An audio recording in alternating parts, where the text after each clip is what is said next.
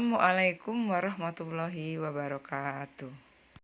Baiklah, kita akan melanjutkan materi kaidah kebahasaan teks laporan hasil observasi. Kaidah kebahasaan berikutnya nomor 8 yaitu tentang kalimat simplek. Apakah kalimat simplek itu? Kalimat simplek adalah kalimat yang hanya menggunakan satu verba. Kalimat tersebut memiliki satu verba utama yang menggambarkan aksi, peristiwa, atau keadaan. Kalimat simplek sesungguhnya sama dengan kalimat tunggal, yaitu kalimat yang hanya mengandung satu struktur, yaitu subjek, predikat, objek, keterangan, pelengkap. Jadi, yang dimaksud dengan satu struktur itu yaitu satu subjek, satu predikat, satu objek, satu keterangan, atau satu pelengkap. Namun, kelima unsur-unsur tersebut tidak harus ada dalam kalimat tunggal itu. Bisa saja satu struktur kalimat itu hanya terdiri dari subjek predikat, atau subjek predikat objek, atau subjek predikat objek keterangan, atau subjek predikat pelengkap, dan sebagainya. Contoh kalimat simplek. A. Tumbuh-tumbuhan tidak dapat bergerak dari satu tempat ke tempat lain. Kalimat tersebut hanya memiliki satu struktur yang terdiri atas subjek, predikat, keterangan. Subjek kalimat tersebut adalah tumbuh-tumbuhan. Predikat kalimat tersebut tidak dapat bergerak.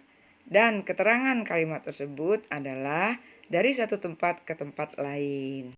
Maka kalimat tersebut terdiri atas unsur subjek, unsur predikat, dan unsur keterangan. Subjeknya hanya satu, predikatnya hanya satu, keterangan juga hanya satu. Maka dikatakan kalimat tersebut hanya memiliki satu struktur. B. Tumbuh-tumbuhan tidak dapat menghasilkan makanan sendiri. Kalimat tersebut merupakan kalimat simplek karena hanya memiliki satu struktur, yaitu tumbuh-tumbuhan sebagai subjek tidak dapat menghasilkan sebagai predikat, makanan sendiri sebagai objek.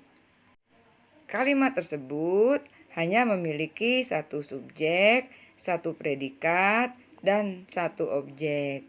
Makanya kalimat tersebut dikatakan hanya memiliki satu struktur. Unsur kebahasaan berikutnya yang ke-9 yaitu kalimat kompleks.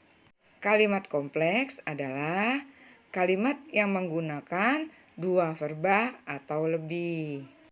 Atau kalimat yang terdiri atas lebih dari satu aksi, lebih dari satu peristiwa atau keadaan, sehingga mempunyai lebih dari satu verba utama. Kalimat tersebut juga memiliki lebih dari satu struktur. Struktur yang satu dengan struktur yang lain biasanya dihubungkan dengan konjungsi. Tetapi sering pula hubungan itu hanya ditunjukkan oleh tanda koma atau titik koma. Bahkan tidak ditunjukkan oleh tanda baca apapun. Contoh kalimat kompleks. A.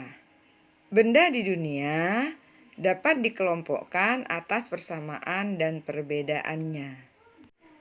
Kalimat tersebut terdiri atas dua struktur. Struktur yang pertama, kalimatnya berbunyi, benda di dunia dapat dikelompokkan atas persamaan. Dan struktur yang kedua, kalimatnya berbunyi, benda di dunia dapat dikelompokkan atas perbedaannya. Unsur-unsur kalimat yang terdapat pada struktur pertama terdiri atas subjek, predikat, dan keterangan. Subjeknya adalah benda di dunia. Predikatnya dapat dikelompokkan. Keterangannya atas persamaan. Struktur yang kedua juga terdiri atas subjek, predikat, dan keterangan. Subjeknya adalah benda di dunia. Predikatnya dapat dikelompokkan. Dan keterangannya atas perbedaannya. Kalimat kompleks disebut juga dengan kalimat majemuk. Kalimat majemuk terdiri atas dua macam, yaitu kalimat majemuk setara dan kalimat majemuk bertingkat. Unsur kebahasaan berikutnya yang ke-11 yaitu konjungsi atau kata penghubung. Konjungsi atau kata penghubung adalah kata yang menghubungkan kata dengan kata dalam sebuah kalimat, atau kata yang menghubungkan kalimat dengan kalimat dalam suatu paragraf. Contoh kata penghubung: dan, atau, tetapi, sesudah, jika, agar, supaya, dengan, bahwa, karena, ketika, maka, sedangkan, hingga, meski, lalu, sambil, serta, apabila, lagi pula, andai kata, sebab, sebelum, selama, sehingga, seandainya, sekiranya, dan lain-lain. Silakan perhatikan slide untuk mengetahui contoh konjungsi atau kata penghubung yang lain. Unsur kebahasaan teks laporan hasil observasi berikutnya yaitu sinonim atau persamaan kata. Sinonim adalah pertalian dua kata atau lebih yang memiliki makna sama atau hampir sama. Contohnya, ciri sama dengan tanda, benar sama dengan betul, agar sama dengan supaya, dan sebagainya. Unsur kebahasaan berikutnya yaitu afiksasi dan kata bentukan. Afiksasi yaitu kata yang telah mendapat imbuhan. Sedangkan kata ulang dan kata majemuk merupakan kata bentukan. Contoh afiksasi atau kata berimbuhan. 1. Disebut. Jenis kata yaitu verba atau kata kerja. Imbuhannya di, kata dasarnya sebut. 2. Menakutkan. Jenis kata verba atau kata kerja, imbuhan mekan, kata dasar takut. 3. Kemampuan.